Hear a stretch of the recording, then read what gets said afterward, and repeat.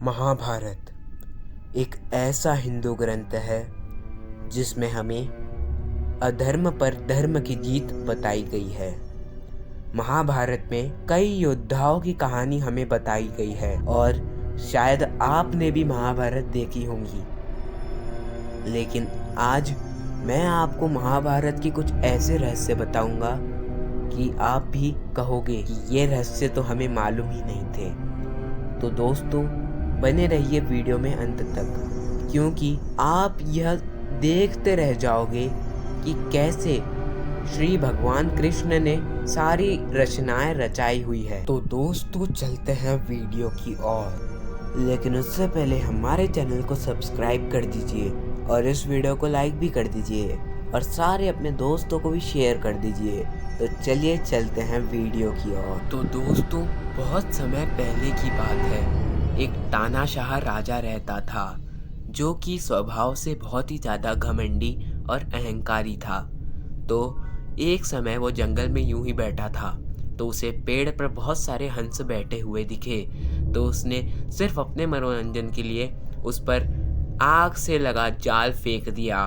तो उसके कारण 100 हंसों की मौत हो गई और जो हंस बच गए थे उनकी आँख चली गई, यानी कि वे अंधे हो गए। और उसी के 50 साल बाद वही राजा धृतराष्ट्र नाम का राजा बना, जो कि जन्म से ही अंधा था और साथ ही साथ उसके 100 पुत्र महाभारत के युद्ध में मर गए थे। और उसके बाद जब युद्ध खत्म हुआ तो धृतराष्ट्र राजा ने श्री कृष्ण भगवान से पूछा कि उन्होंने इसी जन्म को क्यों चुना उनको सजा देने के लिए। तो उन्होंने कहा कि इसी जन्म में आपको उतना ही दुख होगा जितना आपने पिछले जन्म में उन हंसों को दिया था। तो दोस्तों, इससे हमें ये मालूम पड़ता है कि अगर हम इस जन्म में जितने भी पाप करेंगे उसे हमें वापस भुगतना ही पड़ेगा। तो दोस्तों, आपने कई महाभारत पर शोज़ और टीवी शोज़ देखे होंगे जिसमें आपने ये सीन तो ज़रूर देखा होगा कि कैसे जब दुर्योधन अर्जुन और पांडवों का बनाया हुआ महल देखने आया था तब उसका द्रौपदी ने अपमान किया था कि अंधे का बेटा अंधा होता है। पर महाभारत के ग्रंथों में ऐसा कोई श्लोक ही नहीं है। उसके बाद जब युधिष्ठिर ने द्रौपदी को दांव पे लगाया और वे द्रौपदी को हार गए, उसके बाद युधिष्ठिर ने एक दासी को भेजा, कहा कि आप द्रौपदी को सभा मंडप में ले आए। लेकिन द्रौपदी ने उस दासी को कहा कि पहले युधिष्ठिर ने उनको खुद को दांव पर लगाया था कि मुझे द्रौपदी को। तो उसके बाद जब द्रौपदी सभा मंडप पर नहीं आई तब उन्हें जबरदस्ती लाने का निर्णय किया गया।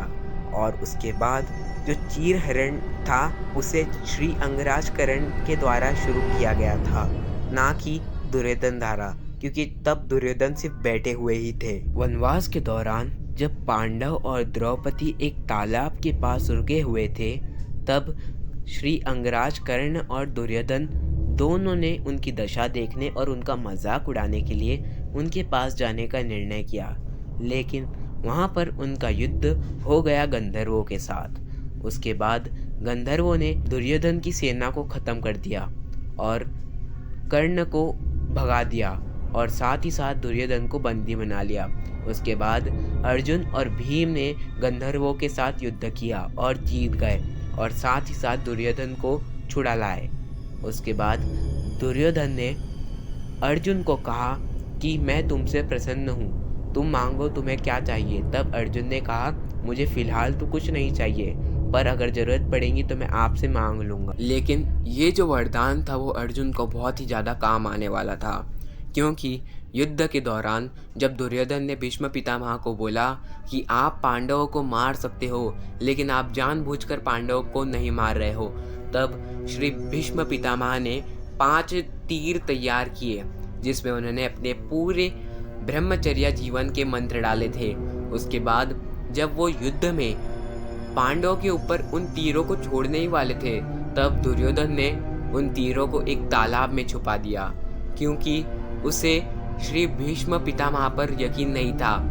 और उसके बाद श्री कृष्ण भगवान ने मौके का फ़ायदा उठाया और अर्जुन को याद दिलाया कि उनके पास एक वरदान है कि वो दुर्योधन से कोई भी एक बात मनवा सकते हैं। तब कृष्ण भगवान ने कहा कि तुम उन 5 तीरों को अपने पास बुलवा लो। तो उसके बाद अर्जुन ने दुर्योधन से वो 5 तीर मंगवा लिए और उसके कारण पांडवों की जान बच गई, वरना पांडवों का खेल निश्चित था। युद्ध खत्म होने के बाद श्री भीष्म पितामह ने श्री कृष्ण भगवान से पूछा था कि उन्होंने जीवन भर धर्म का पालन किया और धर्म के साथ ही चले, पर उनके अंतिम समय में उन्हें इन तीरों की सैया में क्यों सोना पड़ा। तो इसके ऊपर श्री कृष्ण भगवान ने बताया कि उनके 72 साल के जन्म पहले भीष्म को एक सांप दिखा था, तो उन्होंने उस सांप को उठाकर बबूल के झाड़ पर फेंक दिया, जिसके कारण वो सांप बहुत सारे कांटे छुप गए और वो छलनी हो गया कांटों से। तो इसी के कारण उन्हें इसे भुगतना पड़ा। तो दोस्तों, आज के लिए बस इतना ही। उम्मीद करता हूँ आपको ये वीडियो बहुत ही ज़्यादा पसंद आई होंगी। तो फटाफट से इस वीडियो को लाइक कर दीजिए और हमारे चैनल को सब्सक्राइब कर दीजिए। तब तक के लिए गुड बाय।